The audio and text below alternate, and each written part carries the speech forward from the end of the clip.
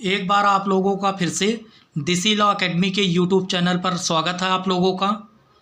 जैसा कि पिछली वीडियो में हमने AIB 15 के क्वेश्चन को सॉल्व किया था, आज हम उसके आगे के क्वेश्चन को सॉल्व करेंगे। तो मेरे चैनल पर जो लोग हैं नए हैं, कृपया इस चैनल को सब्सक्राइब करिए और बेल आइकन को प्रेस करिए, जिससे मेरी जो नेक्स्ट वीडियो है वो आप लोगों तक पहुंच सके। तो आइए आज का सेशन हम स्टार्ट करते हैं। हमारा क्वेश्चन 93 है दोस्तों।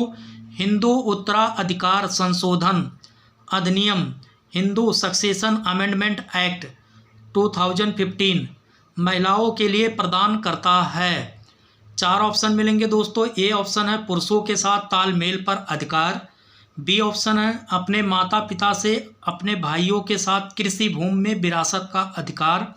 सी ऑप्शन है अपने मृत पति की स्वाधिकृत कृषि भूमि का उत्तराधिकार। डी ऑप्शन है उपरोक्त सभी। तो इनमें से कोई एक ऑप्शन हमारा सही है।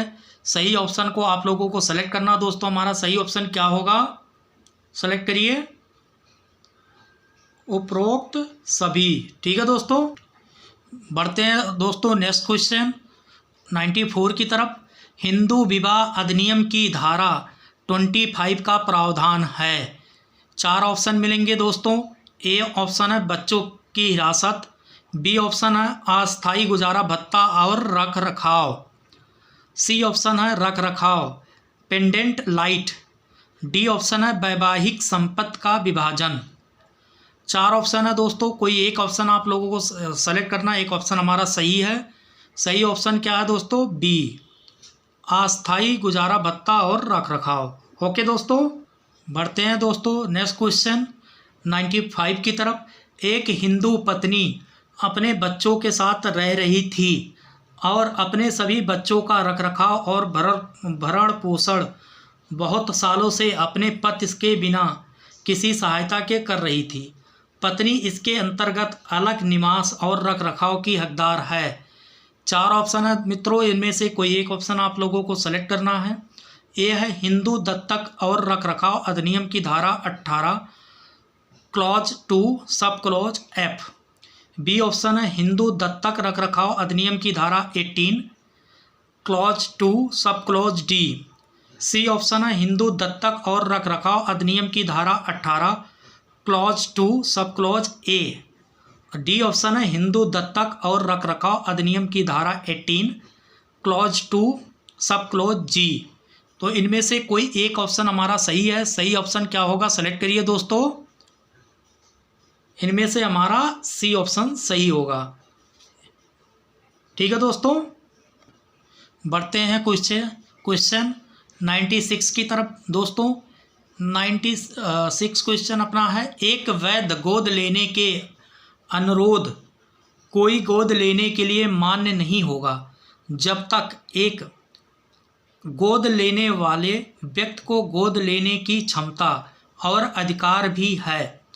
दूसरा, गोद लेने वाले व्यक्ति में ऐसा करने की क्षमता है। तीसरा, गोद लिया गया व्यक्ति गोद लेने लायक है और इस अध्याय में उल्लिखित अन्य शर्तों के अनुपालन में गोद लिया गया है, इसके तहत उल्लेख किया गया है। इसमें 4 ऑप्शन मिलेंगे दोस्तों। ए ऑप्शन है हिंदू दत्तक और रखरखाव अधिनियम की धारा 6। बी ऑप्शन है हिंदू दत्तक और रखरखाव अधिनियम की धारा 8। सी ऑप्शन है हिंदू दत्तक और रखरखाव अधिनियम की धारा 12।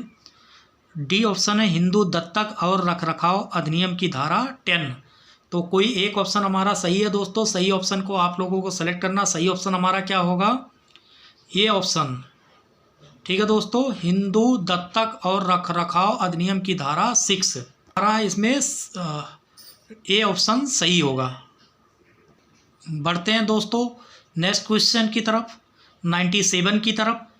The Muslim women protection of rights on marriage act 2019 के अनुसार मुस्लिम पति द्वारा अपने पत्नी पर अधिनियम के तहत परिभाषित किए किसी भी प्रकार के तलाक का उच्चारण शब्दों में या लिखित या इलेक्ट्रॉनिक रूप में या अन्य किसी भी तरीके से किया जाएगा तो वो 4 ऑप्शन है, कोई एक ऑप्शन आप लोगों को सेलेक्ट करना दोस्तों।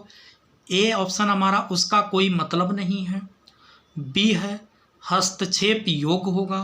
सी ऑप्शन है संयोजनीय होगा। डी ऑप्शन है उपरोक्त सभी। तो इनमें से कोई एक ऑप्शन हमारा सही है। सही ऑप्शन को आप लोगों को सेलेक्ट करना दोस्तों। सही ऑप्शन हमारा क्या होगा? उपरोक्त सभी, डी ऑप्शन सही होगा। ठीक है दोस्तों, बढ़ते हैं नेक्स्ट क्वेश्चन की तरफ, 98 की तरफ। अनसिट्रल मॉडल कानून और नियम मध्यस्थता अधिनियम का हिस्सा नहीं है, ताकि अधिनियम के प्रावधानों को बाधित करने के लिए एक सहायता बन सके, ऐसा इस मामले में माना गया। 4 ऑप्शन है दोस्तों। ए है यूनियन ऑफ इंडिया बनाम East Coast boat builder and engineers limited. B option है यूनियन ऑफ इंडिया बनाम MC मेहता। सी ऑप्शन है टाटा प्रेस लिमिटेड बनाम भारत संघ। डी ऑप्शन है यूनियन ऑफ इंडिया बनाम इंडियन चेंज क्रोम लिमिटेड। तो इनमें से कोई एक ऑप्शन हमारा सही है दोस्तों। एक ऑप्शन आप लोगों को सेलेक्ट करना है। इनमें हमारा सही ऑप्शन क्या होगा? सेलेक्ट करिए दोस्तों। इनमें हमारा ए ऑप्शन सही होगा, यूनियन ऑफ इंडिया बनाम East Coast boat builders and engineer limited.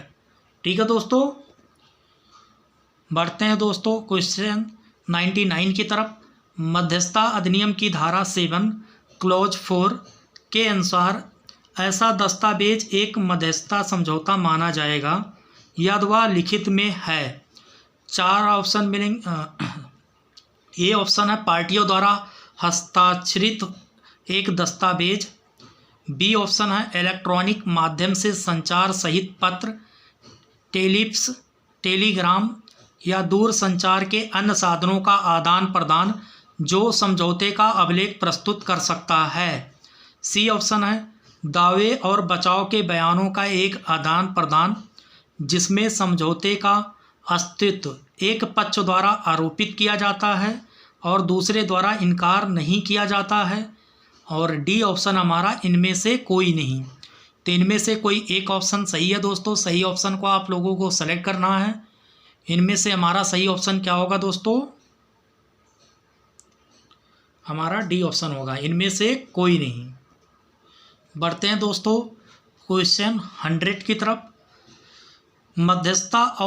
मध्यस्थता समझौते से प्रस्तुत विचलन के अधिकार की छूट का उल्लेख मध्यस्थता और सुलह अधिनियम के किस धारा के तहत किया गया है? फिर से मैं क्वेश्चन रिपीट कर देता हूँ। मध्यस्थता समझौते से वस्तु विचलन के आधार की छूट का उल्लेख मध्यस्थता और सुलह अधिनियम के किस धारा के तहत किया गया है? 4 ऑप्शन है। ए है धारा 7, बी ऑप्शन है धारा 4, सी ऑप्शन है धारा 20, डी ऑप्शन है धारा 22। इनमें से कोई एक ऑप्शन हमारा सही है। सही ऑप्शन को आप लोगों को सेलेक्ट करना दोस्तों।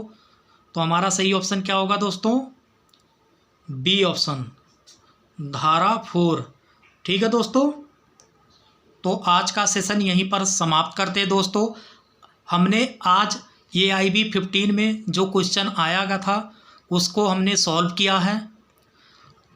अगले वीडियो में एक नई टॉपिक पर हम डिस्कस करेंगे। तब तक के लिए आप लोग अपना ध्यान रखिएगा।